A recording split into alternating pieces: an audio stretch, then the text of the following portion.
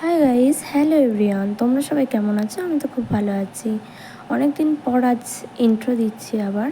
আমি রূপসা, তোমরা দেখছো রূপসা শর্ট রিলস। আজ আমি কি বানাতে চলেছি তোমরা তো বুঝতেই পারছো। হ্যাঁ, তোমরা ঠিকই ভেবেছো। আজকে আমি পোলাও বানাবো।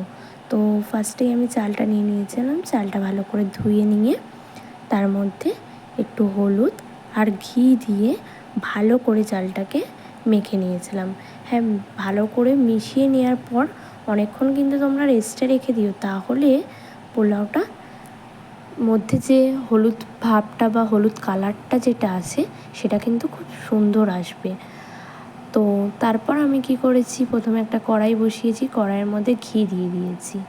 তেলে ভাজিনি, ঘিয়ে ভেজেছি। ঘিয়ের মধ্যে কাজু কিশমিশটা দিয়ে ভালো করে নাড়াচাড়া করে নিয়েছি। তারপর লবঙ্গ দিয়ে দিয়েছিলাম, দিয়ে ভালো করে কিছুক্ষণ ওটা নাড়াচাড়া করে তার ওপর চালটা দিয়ে দিয়েছিলাম।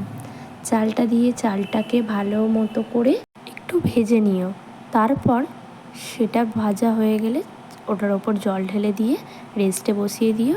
নুন দিয়েছি, চিনি দিয়েছি আর একটু গুঁড়ো মশলা ছড়িয়ে দিয়েছি।